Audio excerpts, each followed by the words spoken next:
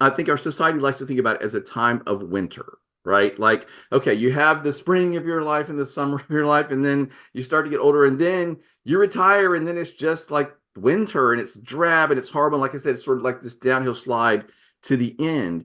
But I don't want to think of it, and I would like to use the language here, think about it as a time of harvest. Right? Because you've done all this work. We've all had all these life experiences. We've done all this work. We've made all these contributions. Sure. We've learned so many lessons, right? So that we're moving through the world in a much more productive, positive way. And then you get to this point where, okay, now I'm starting my midlife, my third act, shall we say, of my life. This is when I get to harvest all of that knowledge and experience and hopefully wisdom, and then perhaps even make my biggest contributions. Hey everybody, it's Tim Hinton. I am the host of the Marching Roundtable podcast and the owner of Marching Arts Education. My name is Tim, but you can call me Beast.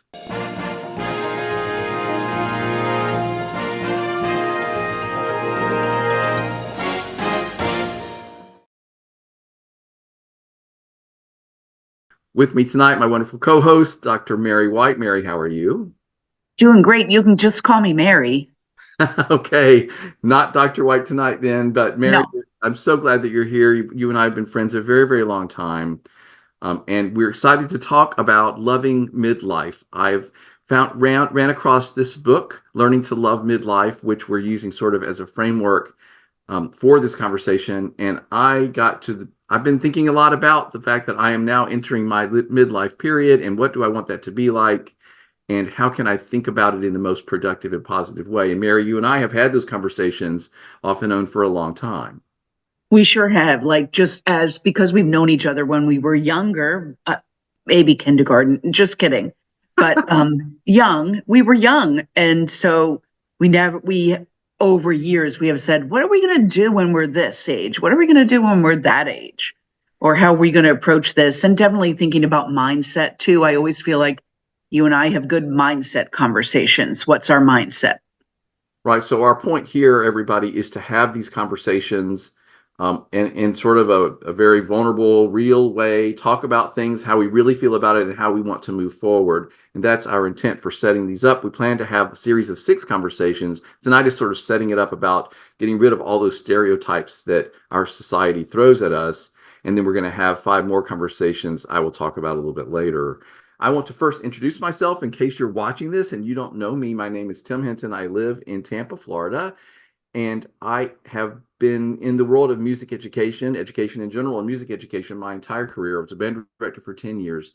And then for the last 30 plus years, I've been self-employed as a music arranger, composer, drill designer, show designer for marching bands, concert bands at all different levels.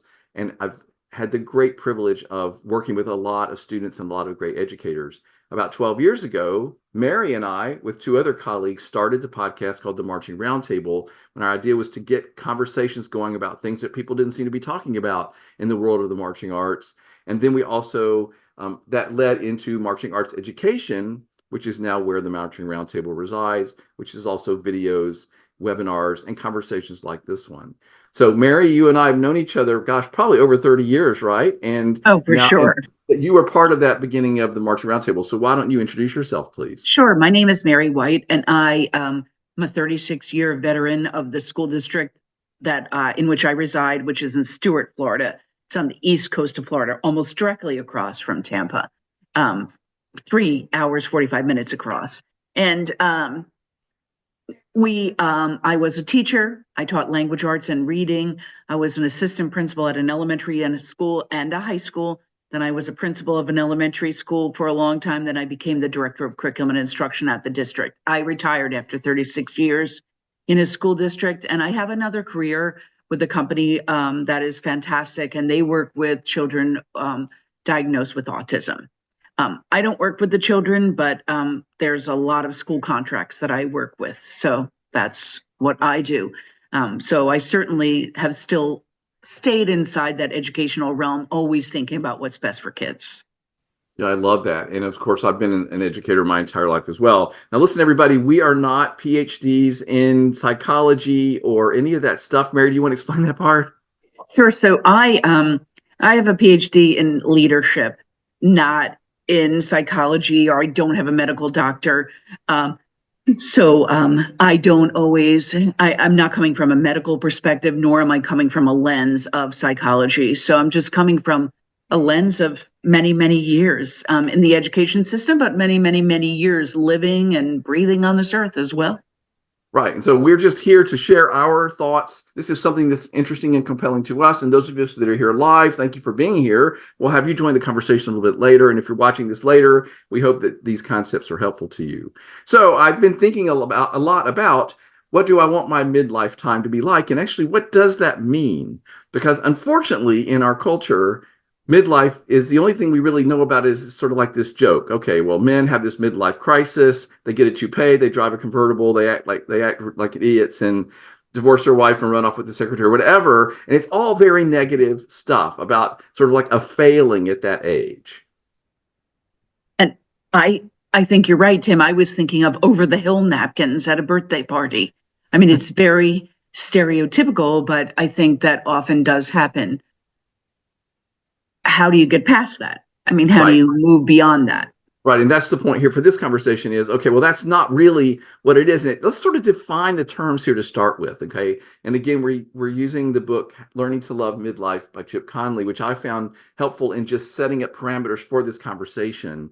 And he talks about the fact that really midlife is a very long time now. It used to be that everybody sort of thought like, okay, I grow up and then go to college and that's the first phase of my life. And then I have my career and start my family. And that's the second phase. And then I retire and there's a big downhill slide and then I die, and it's like this third part, this third act, as I'm going to call it during this conversation, was sort of like, well, then you get old.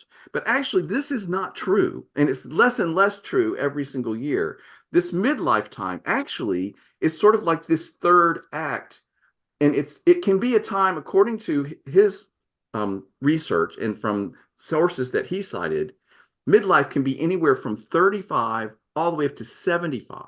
So it's this huge chunk of time because everybody sort of starts that third phase of their life at different times, right? But most people, I think, find it in their 50s, 60s, but on into their 70s. And then at a certain point, you might get into sort of older age time. But midlife time, Mary, it's a long time. It's a big, long chunk. Could be 30 to 40 years. This is a long time. The way I want to think about it,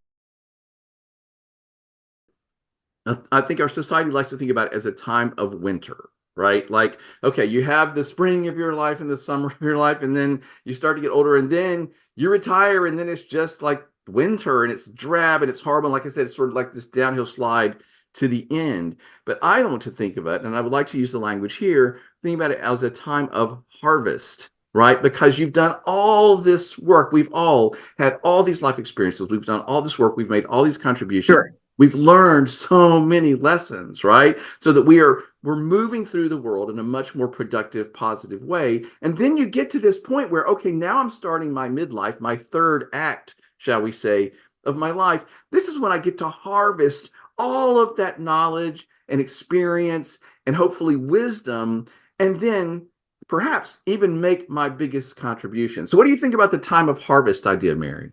I just love that idea because I feel like I'm thinking of reap what you sow, like that kind of adage. I think it's a biblical adage, like you've sowed all these seeds for such a great harvest, if you will. And it could be great because you have all these experiences. You don't care what, sometimes you have no filter. I mean, but a lot of times you do, like you care what people think, but not so much. You're able to stand on your own 2 feet and be confident. I like that. The word harvest says to me also plenty. It's a plentiful time. You may not have looked at it that way. Yeah, I love this idea of harvesting. All the work I've done now really starts to pay off for me, right? This is the way I like to think about it. And as we think about all the different aspects of our life, like tonight we're talking about stereotypes, but the other things we're going to talk about in ensuing weeks are our physical, how we interact with our body and think about it, the emotional, the mental, our vocational, and our spiritual life. I feel like by the time we get to this point in our third act into our midlife time, I feel like I'm running on a more even keel, right? I'm not reacting Sure. so much to things because I've been there. I know how that went. And I'm like, okay, got the t-shirt, I know this is going to pass. I don't react as emotionally, for example, Mary. And we have all those resources that we've gathered up and all those scenarios that we've gathered up throughout our life. We're like, yep, we're not going to act like that again, or we're able to stand above it somehow. I mean, there's a lot of, in your younger days of a little bit of an angst, but now I feel like that is dissolved somewhat because you're really you're relying on your stores of knowledge, of spiritual, of physical, of all those things. Right. And it's well documented, everybody. And this is not this, everybody will agree with, well, most people would agree with this, I think. Well, I'm just going to say it anyway. I think that a lot of people, many people in our society, make their biggest contribution during this midlife time because you have accrued all of this knowledge and experience and wisdom, and you've been through all this stuff, and now you can make your really most significant contribution to the Wow. world. And if you look at a lot of historical figures, important people in the United States over time, and look back at the history, you will find that most of the huge contributions, the great novel, the scientific discovery, the psychological theory that changes the world. These happen not when someone's 20, but when someone spent their whole life studying and working and then gets to the point where they can really make their Sure. contribution. So, Mary, I love this idea of, okay, I may have already had a whole entire career. And even if I'm leaving that career and starting into this new third act of my life, I still want to make a significant contribution in some way. And I get to accrue all this knowledge and experience and make that contribution in whatever way. It might be something completely new and unthought of, but I love the idea of this being the time when I can really make a difference. Sometimes finding that can, like let's say Albert Einstein, like his, theorems were he was older when he developed these theorems. His a lifetime of practice and study and scientific research led to those things. But how we determine what our E equals MC squared is somewhat a different path than for people. I mean, I don't know if I've made my greatest contribution yet. I don't think so, but I want to think I haven't, and I'm on my way to do that. Well, and I didn't mean to put the pressure on that now's the time you have to do your thing. But my point is, you may have already made great contributions to the world. I'm sure that all of us have. But my point is not to think of this next time as, well, I'm done and I'm just going to sit around and watch TV and not Right. do anything. But like, I get to live this next part however I want to with all of this harvesting, all this knowledge and experience. And what do I want that to be? And how do I want that to work? And then Mm. I feel like most people want to continue to contribute in some way. Maybe I'm going to have a blog. Maybe I'm simply going to tutor and mentor a lot of friends and people in the business I've been in. Maybe I'm just going to be a great grandmom and help to Yeah. raise the next generation. Like any of those things are a huge contribution that we make in our midlife time. My brother is my oldest brother is going to be 70 this July, and he wanted to go to law school again. Like he's very, very bright. I don't have to tell you that, but so that he could be a lawyer to do pro bono work. Right. Yeah. Great example.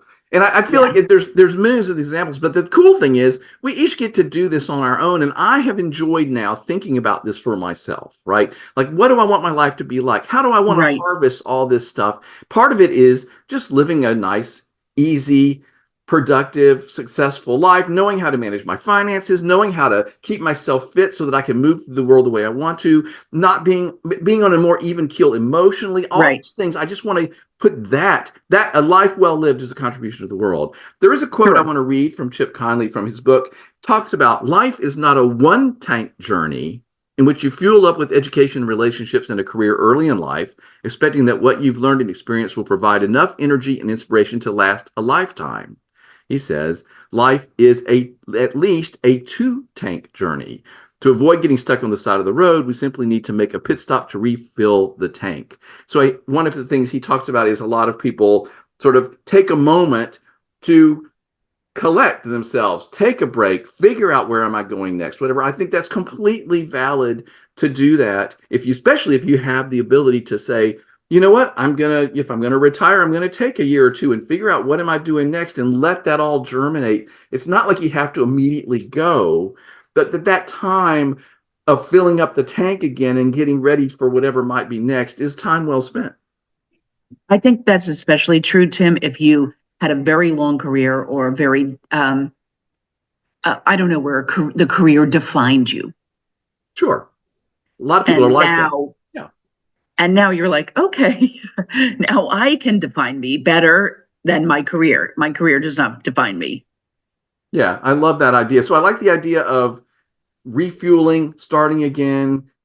That's just another concept that I liked. And also, he had a study in the book where he mentioned that someone had done a study and realized that if you reframe the way you think about your midlife time, right, rather than thinking of it as this big downhill slide, this time of winter, this embarrassing, my life's over and it's just all downhill from here. If you reframe that as we're discussing, as all right, Mhm. now I'm going to rethink it, I'm going to reframe it, I'm going to think about this third act in a completely different way. This study has shown that it granted 7.5 years of additional life to people who did this when they Wow. reframed their mindset on aging. Again, everybody, if you reframe your mindset on aging in the way we're discussing, studies have shown you can get 7.5 years of additional life. That's how impactful. We all know the way we think is hugely important, but the way we think about what is this time in my life right now, hugely important. He says this is more added longevity than stopping smoking or even starting to exercise over the age of 50. So all the things that you can do as you're moving into your midlife time or moving through your midlife time, reframing the way you're thinking about that time can give you extra years of life. That's so interesting. I didn't know the whole 7.5 years, Tim, but really, really interesting. But sometimes when your knees hurt, sometimes it's hard to reframe some of that stuff. I'm just Well, being yes. honest. Well, of course. But we're going to talk about that next week. We're going to talk about the Okay, sorry. physical. No, but that's good that you mentioned that because you're right. There are part of the reframing is also rethinking about who you are, what's important, how are you presenting yourself in the world, how is the world reacting to you, like coming to terms with all of that. Like my body cannot do today what it could do when I was 30, right? And that's very frustrating to me every time I get in the gym and I want to push a bunch of weights around and keep my physical fitness going. But I've learned to say, like, okay, well, my goals for being in the gym and for my Have to exercise change. are Right. different. So that's an example of what we're going to talk about next week with the physical life. And the same with your emotional life, your mental life, all of the spiritual life, all these things you need to sort of think about. The idea is take a moment. Here we are. Let's have these conversations. Let's think Mhm. about how am I going to think about that for me? How am I going to reframe that so that I can move into this next act, taking Right. all the stuff I've learned. I think I'm just interpreting what you're saying, like in my mind, so I'm clear. You're saying, like, yes, my knees may not have been able to do what I'm doing at 30, but where am I now? What's the new goal? And, to keep that moving forward, to keep that, progressing, to change that thinking about, yes, I can do what I did, but what can I do? That and perhaps maybe now I have the wisdom to realize that there are some things I need to do differently to Right. make my knees feel better, right? Like Yeah. maybe I need to change the way I eat. Maybe I need to get more exercise. Maybe I need to be in the pool. Like Right. maybe I need to go see a doctor about my knees, like I feel Maybe like all of the above, Tim. exactly. But the point is, you now have the experience and knowledge to say, oh, I think I know how to progress and how to check on this, and it's just a different feeling that I have right now about myself from thinking about it this way. There's one other thing That's I want great. to talk about too. That is, he talks a lot in the book about the midlife chrysalis, right? About how this compares to, of course, the caterpillar going into the cocoon and coming out as a butterfly. I feel like we have the opportunity to do that here at this moment of like, how am I going to take, because, the caterpillar goes into the cocoon with all the stuff it's learned and eaten and nutrients and everything. And then it goes through this process and turns out it somehow miraculously into a butterfly. I want to be a butterfly in the next act of my life. Just imagining that, Tim, makes me understand that mindset a little bit. You know what I mean? Like it really, the visual. visual and physicality of that makes me think about that mindset to be a butterfly, to be a beautiful butterfly that's Right. able to fly. And the other side of this same concept that he talks about that I really liked is that process of turning into a butterfly is pretty messy. You know what I mean? Like I think like there's kind of turning into goo before one turns And into a that's what I was butterfly going to kind of. ask. Is there ick? Yeah. So I think that, and one of the things he talks about is the midlife unravel. In other words, sometimes when you get to this point, things have to sort of fall apart a little bit before, or you have to come to terms with things that are maybe falling apart, maybe like your knee, Darn it. right? To realize how am I going to move forward and fly. So he talks Mm-hmm. about sometimes things didn't go as we expected or planned. Like, a lot of times you get to this point and you thought, well, I thought I would have, 2.6 kids and $1 million estate and all this money in the bank. And and then you realize, oh, well, here I am. And that all that stuff I thought was going to be here isn't happening. So you have to sort of come face to face with that and with your mortality, right? Like you're also like, okay, I realize somebody once said this to me, I thought was brilliant. Like one day you open up your eyes and you realize, oh, I'm actually closer to the end of my days than I am to the beginning. And this very wise man said, when you realize that point, now is the time to sort of get over it and realize that time is not what's most important, but the quality of that time you're going to spend moving forward. That's wonderful because I think it's something that people are when they reach this age, because we may feel 30, it's something that's to be feared in some regard, Right. And or this is the whole fearful. point. Right. The whole point is, and also don't fear the unraveling. Because I have to tell you, Mary, like I am at the point in my career, everybody, I'll tell you, I am 64. Okay. In case you want to know where I am on this spectrum. And I am ending or starting to wind up my career that I've been doing for 30 plus years as an arranger, composer, podcaster, music educator, all this stuff I've been doing. A lot of it I'm going to keep doing in some fashion, but I'm sort of reining it in. I'm backing off on it a little bit because there are other things I want to do. And so Right. part of this is allowing yourself to realize, okay, it didn't all go as I expected, but that's okay. I still take stock of the things you have learned, the experiences you have gotten out of it, and allow it to be a little bit messy, perhaps, as you start to figure out, well, what am I? Where am I heading? It doesn't have to be super tidy, right? He calls it the midlife unravel. Sometimes you have to sort of spend a little time stumbling around a little bit before you realize what this new path might be. And there's no timeline to that unraveling, right? I mean, you're not setting No. you don't And say some this is, people do it when they're 37. And some yeah, people do it when they're 78. Like it doesn't matter. The point is to get there and then realize I want to harvest. Now what am I going to do? So that's it's the a lot to idea. chew. It's The a other lot to think about, Tim, like, and a lot I to, know. like, some people might find writing some of this down, like, important, like to reassess, what they're going to do inside their cocoon, what's the unraveling. Some people, Right. I think some of mine, I'm just being honest, was unraveling my career, who really defined me.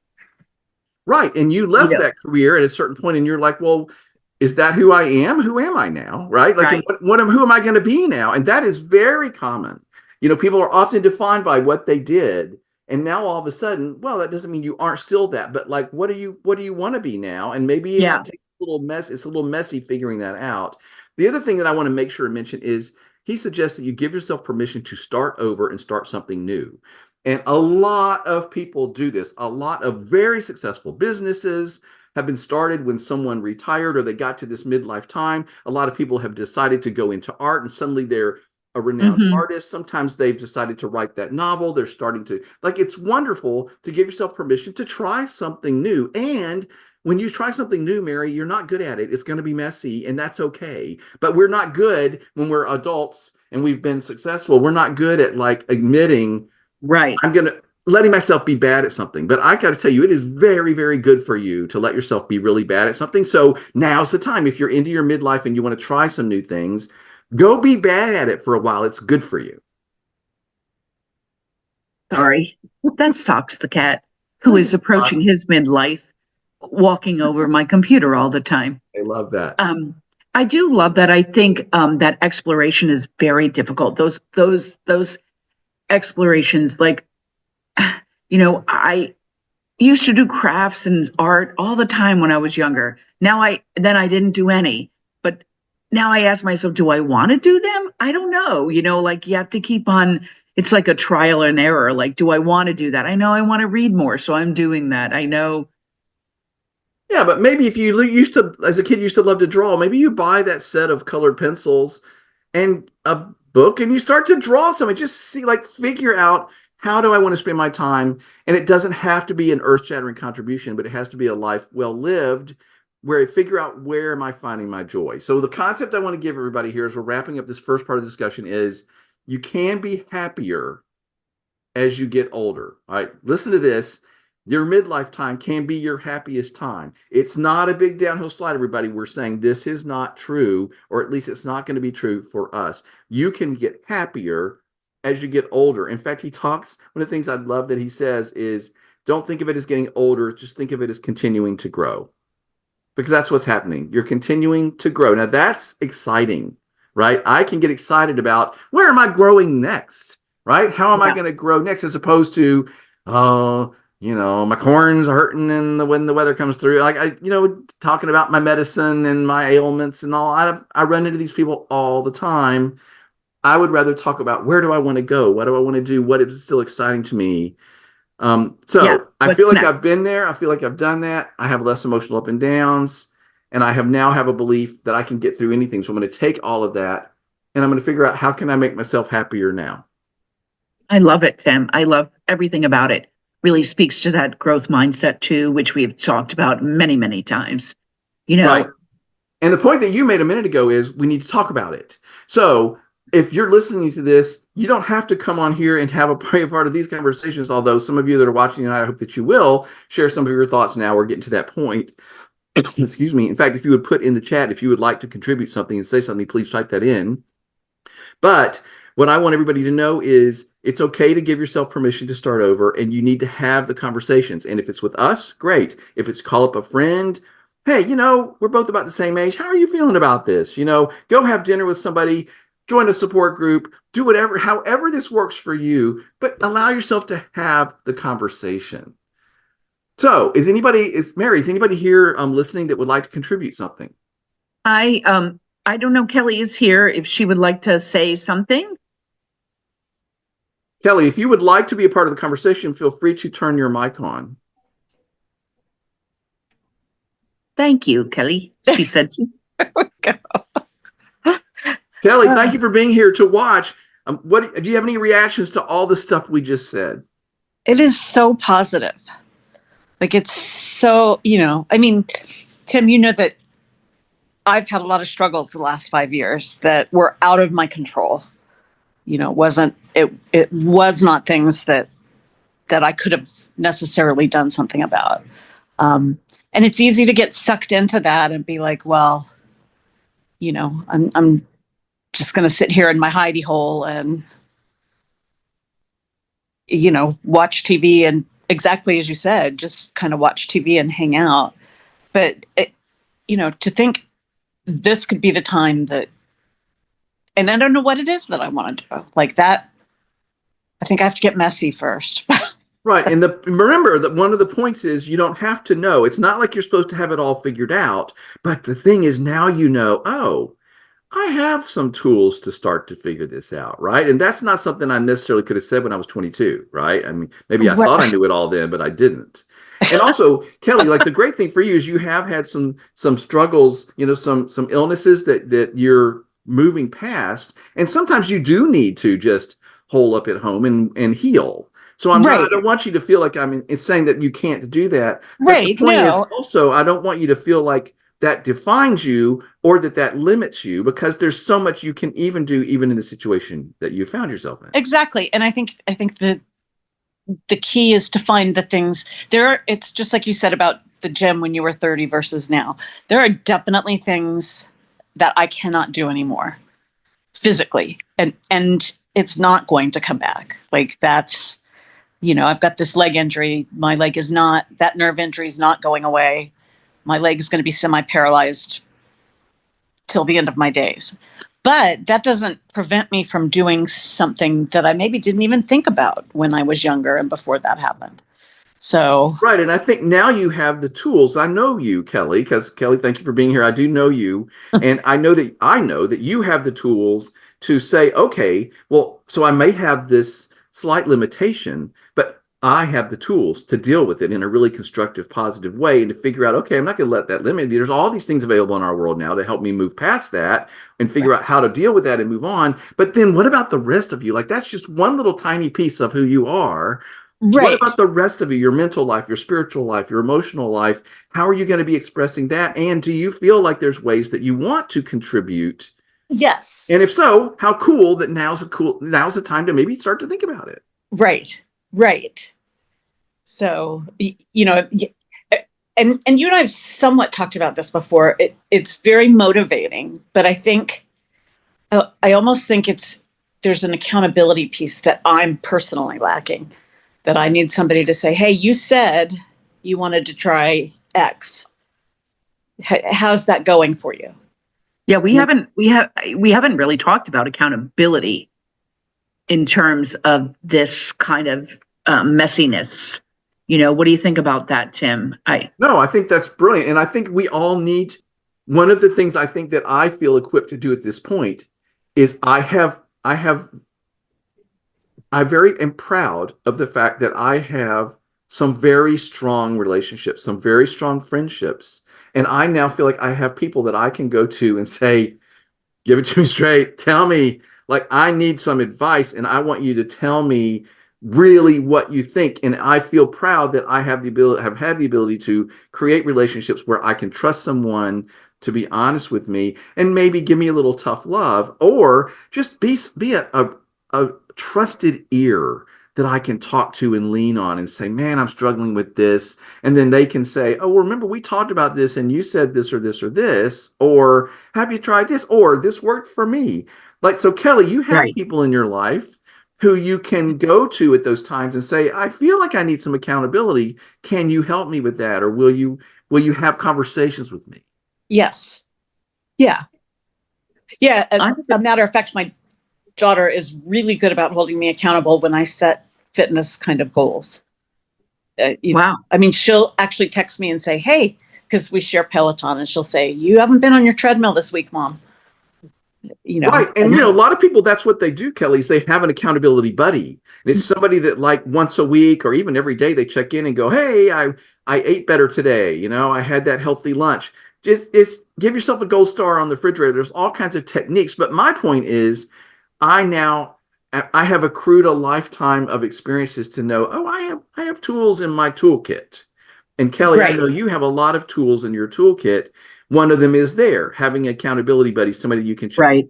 Having somebody you can have those conversations with, finding somebody that's in your same situation so that you can have that supportive conversation about things you're going through. Mary, you have a wonderful collection of friends and supporters. Yeah, I'm so lucky in my life to have all these friends, for sure. And we call them, in the education world, we call them accountability partners, So I think that's an awesome idea. I think some people find good luck with writing things down, every single day, to write it down, or writing, bullet journaling or something like that. Like, my goals today are to do this. To finish the New York Times crossword puzzle, to take a 10-minute walk, and to, something like that. Yeah. Yeah, that's also a good idea. But my point behind this whole thing is, I think this is wonderful, the conversation we're having, Kelly. Thank you for your contribution to this. But my point is, let's make sure we're framing all of this stuff in the idea of, well, what's this third act? What do I want it to look like? How am I going to harvest all the things that I've learned? And, start to tune into, well, what things am I really interested in right now? And what kind of stuff do I want to do to make a contribution? And it doesn't have to be an earth-shattering contribution, but something that you feel like you're giving back to the world. I think we all want that and need that. I was going to say that, Tim, I think we've been talking about, like, doing these big, gigantic things. I think something small is really, really really great and just Absolutely. as good. Yes. You know, I'm on the board of Big Brothers, Big Sisters, and here locally and in Palm Beach, Florida. And mentorship is something I think that is something everyone can do. And I think nothing helps your own self by mentoring somebody else, or mentoring a child. And so I just put that out, not for advertising or any reason, but I think that's something small, but it equals big returns. And it does, I don't want everybody to think this has to be some giant earth-shattering discovery or contribution, Yeah. but I think volunteering once a week, volunteering once a month, contributing money to something that is important to you that you want to see do more of. There's tons of ways to put something out there into the world that's positive and helpful. And again, as I said, I think living a positive, successful life is a huge contribution to the world. I don't think we all have to be these earth-shattering personalities that change the world, but the way you're interacting with the people that you meet at the grocery store and the way that you're moving through life and the conversations you're having and the way you're getting Yes. along with your neighbors, like all of these things are a contribution to the wellness of the entire world. Is that Or just too I also highfalutin think sounding? like adding something on to your life, like adding one small thing on, like, or taking off one thing, like one bad habit, I'll just say, like, or adding something on, like adding a 10-minute walk. I mean, or parking farther away so that you have to walk. I just think like those are really small contributions, but being nice to all the people in the grocery store. I love that one, Tim, because that is like been a thing of mine to just try to be nice to people. And it really makes a big impact on me. Yeah, the world needs kindness and empathy now more than perhaps ever in the history of certainly our United States does. And I feel like any empathy that I can give and any kindness that I can give is a real contribution to this moment. People are struggling and fearful, and I don't want to be that person. So Kelly, you're here tonight. You've already contributed to the conversation. Is this discussion about the midlife time, is this a new way of framing this to you in your head? Yes. Yeah. I think, I actually, the blog that I never started was going to be called On the Upside of Down because you're going down the hill. And I was going to I look at love the that. upside of that. But I mean, the reality is I thought of, I, I have been thinking of myself as on the downside. I'm on the far side of the hill and going down. Well, and I mean, in certain contexts that might be true. And I'm not saying that we never think of ourselves as heading toward where we are, the end of our lives. But I feel like the idea that our culture, and the bottom line of this whole thing tonight is the idea that our culture gives us that it's all a big downhill slide and that your time is up and you're just sort of hanging in there until, that's not, doesn't have to be the case. We can have a successful third act. And I know many people that are my colleagues that are my age that are out there doing great stuff. And sometimes, Mary, they're like they've been an educator and now they're just out there doing it just because they want to do it. You know what I mean? Like they were getting paid Right. for it before, but now they're just like I know a lot of band director friends that just they're going to people's rehearsals and helping the band get better because they have this experience and they like doing it. And what a Larry contribution to Wells. all those students. Right. I mean, it's so impactful. Like I mentioned his name, Larry Wells. I think he does that a lot. He Yeah. does that so well. Yeah, Larry is a wonderful band director that we both work with that we have the highest admiration for. So listen, everybody, let's review. Okay. Midlife can be from 35 to 75. It's this big chunk of time. It's different for each of us, but it's a third act. It's a time of harvest, not a sad slide time of winter. And I want you to do some thinking, have some conversations, hopefully joins our conversations about what does that mean and how am I going to think about it? And the whole point of this, Mary, for wanting to do this whole conversation here was I wanted to talk about things that I were important to me and that I was interested in. And I felt like reframing how I was thinking about this third act of my own life was very important to me to think about it in a positive way and as gathering all the knowledge and experience I had and then being able to live more joyfully and more easily and with less stress and moving through the world in all the different ways that I can in a better way. This is something I'm going to work toward. And I wanted to have conversations about it to remind myself and help myself do that. And consider it a harvest. That really helps me. Like somehow that really cements it in my mind, the concept of it. Yeah, and listen, everybody, I'm a big believer in visualization. So I would say put those words on a sticky note and put it up on your mirror in your bathroom or somewhere that you'll see it. Just like I'm a believer of putting a picture of something that you want on your refrigerator or on your bathroom mirror. We can talk more about that later, but make some notes.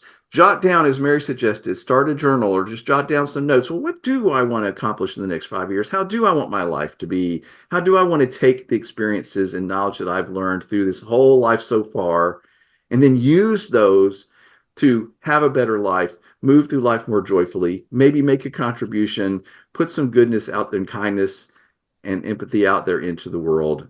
Mary, this has been really, really fun. Thank you, Kelly, for contributing to the conversation. Anything you want to say as we're closing? No, thank you for the opportunity. No, I've loved having you Thank here. you. Mary, what would you like to say as we're closing? Tim, the next time we talk about this is going to be not next week, but the week after. So what's the date? That's right. It's a week from today, the 28th. And Tuesday, what's the topic then? Tuesday the 28th. And this is talking about the physical life, right? And I love this idea of thinking about my body differently and thinking about how I'm using my body now to move through the world with ease and grace and not being so terrorized by what the world says my body has to look like or what I have to look like or how I have to think about it. It's the rethinking the physical. That's what we're going to talk about next. I think that will be a very valuable conversation. Very. I love it. I love this conversation, Tim. Thanks for helping me always as well. Oh, no, it was wonderful. Thanks, everybody. If you watch this, I hope you found it helpful. Remember, I have a new YouTube channel called Call Me Beast. If you go to Call Me Beast FL, because I'm in Florida, that's where you'll find that. Or go to my website at timhinton.com and you'll see links to all this stuff. So Mary and Kelly, thanks for being a part of the conversation tonight. Thank you.